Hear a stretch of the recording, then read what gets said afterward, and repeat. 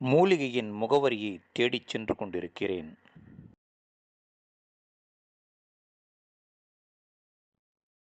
ஆ இந்த மூலிகை செடி தான். இன்னைக்கு நம்ம இத பத்தி தான் பார்க்க போறோம். இப்போ நம்ம பார்த்துட்டு இருக்கிறது அரிவாள் மனை பூண்டு என்கிற ஒரு அற்புதமான மூலிகை பற்றி தான். பசுமைச்சாரல் சேனலுக்காக அனைவருக்கும் அன்பு வணக்கம் கூறிக்கொள்வது உங்கள் நண்பன் உதயகுமார். இந்த பசுமைச்சாரல் சேனல்ல நமக்கு பக்கத்திலே இருக்கிற மூலிகை செடிகளை பற்றி அன்றாடம் நினைவூட்டும் வகையில் நாங்கள் பதிவுகளை போட்டுக்கொண்டிருக்கிறோம். அந்த வகையில் நல்ல ஆதரவு இந்த சேனலுக்கு உருவாகியுள்ளது. மிக்க மகிழ்ச்சி. அதேபோல் சப்ஸ்கிரைப் செய்யாதவங்க செஞ்சிருங்க, லைக் பண்ணுங்க, ஷேர் பண்ணுங்க என்ற ஒரு ரிக்வஸ்டோட இன்னைக்கு பதிவுக்குள்ள போயிடலாம்.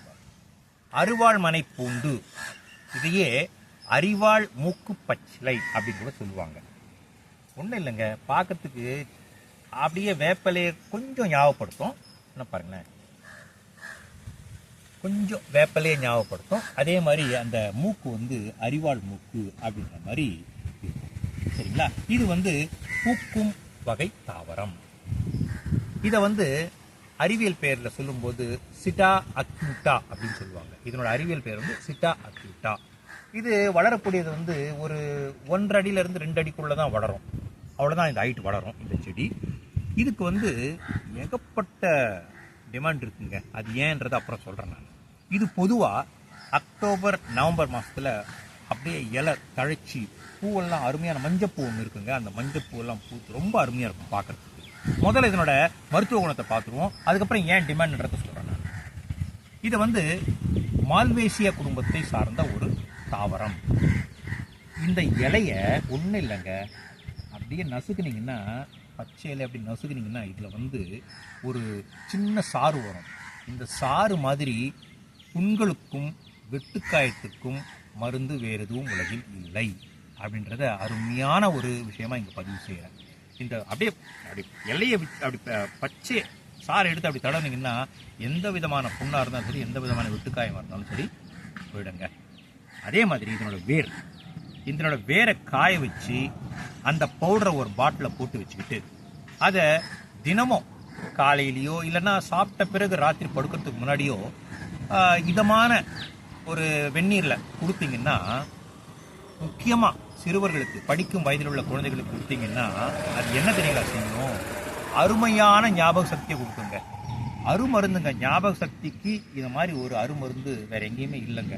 அதனால இந்த வேரை பவுடர் பண்ணி அப்படியே பத்திரமா வச்சுக்கிட்டு நைட்டில் படுக்க போகிறதுக்கு முன்னாடி கொஞ்சம் ஒரு 1/4 ஸ்பூனோ 1/2 ஸ்பூனோ தண்ணியில் கலந்து கொடுத்தீங்கன்னா அது மாதிரி ஞாபக சக்திக்கு தரக்கூடிய ஒரு அருமருந்து இல்லை அப்படின்னு சொல்லலாம். அதே மாதிரி நரம்பு மண்டலம், நரம்பு பலம்ன்றது இருக்கணும், நரம்பு பலவீனன்றது எப்பவுமே இருக்கக்கூடாது. இந்த ஞாபக சக்தியும் இந்த நரம்பு கோளாறும் எப்போ வருதுன்னு கேட்டிங்கன்னா, நம்ம சாப்பிட்ற சாப்பாட்டில் இந்த விட்டமின்களும் கனிமங்களும் குறைவதால் தான் வருது. அப்படி ஒரு குறைபாடு இன்னைக்கு எல்லாருக்குமே கிட்டத்தட்ட 90% குழந்தைங்களுக்கு இருக்குங்க. அதனால சில நேரத்தில் அவங்களுக்கு சோர்வாக காணப்படுவாங்க. அந்த சோர்வு போகணும்னா இதனோட வேரை நீங்கள் அந்த பொடி செஞ்சு வச்சுக்கணும் பார்த்தீங்களா, அதை தண்ணியில் கலந்து கொடுத்தீங்கன்னா ஞாபக சக்தி அருமையாக இருக்கும். சிறுவர்களுக்கும் பெரியவர்களுக்கும் எல்லாருக்குமே நரம்பு மண்டலம் நல்லா பாதிக்கப்படாமல் அருமையாக இருக்கும். ஏன்னா முதியவர்களுக்கு நரம்பு பலவீனன்றது சாதாரணமாக வந்துடும். அவங்களுக்குள்ள இது அருமருத்தாக இது வேலை செய்யும். அதே மாதிரி இந்த இலையை காய வச்சு நான் எப்படி முதல்ல சொன்னனோ அதே மாதிரி பவுடர் பண்ணி வச்சுட்டு சாப்பிட்டீங்கன்னா அதுவும் அற்புதமான, வேறு எப்படி வேலை செஞ்சோ அதே மாதிரி அற்புதமாக இதுவும் வேலை செய்யுங்க. அதே மாதிரி அரிவாள் மனை இந்த இலையும் குப்பமேனி இலையும் ரெண்டும் அப்படியே மிக்ஸ் பண்ணி நீங்கள் ஆறாத புண் மீத தடவி வந்தீங்கன்னா அற்புதமாக ஆறிடுங்க, உடனே ஆறிடும். சரி, இதுதான் என்ன பண்ணுறாங்கன்னா, முதல்ல சொன்ன பார்த்தீங்களா இதுக்கு டிமாண்டுன்னு சொல்லிட்டு. ஒன்றும் இல்லை, டிமாண்ட்னா என்ன தெரியுங்களா, இதை சில கம்பெனிகள் வாங்கிட்டு போகுதுங்க இந்த செடி அப்படியே. ஏன்னா இது எல்லா இடத்துலையும் யூஸ் பண்ணுறாங்க, எல்லா மருந்து கம்பெனிலாம் மருந்துகளையும் இது யூஸ் பண்ணுறாங்க. அதனால் என்ன பண்ணுறாங்கன்னா, அப்படியே மொத்தமாக இந்த செடியை கொண்டு போய் அவங்க கொள்முதல் செஞ்சு அதை காய வச்சு அதை பொடி செஞ்சு சில மருந்துகளில் கலக்கிறாங்க. அதனால் இது ரொம்ப டிமாண்ட் இருக்குங்க. அப்படி ஒரு அற்புதமான மூலிகை செடி நம்மிடையே இருக்கிறது. நம்ம பார்ப்போம், ஆனால் நமக்கு தெரியாது, அடையாளம் தெரியாது, அவ்வளோதான்.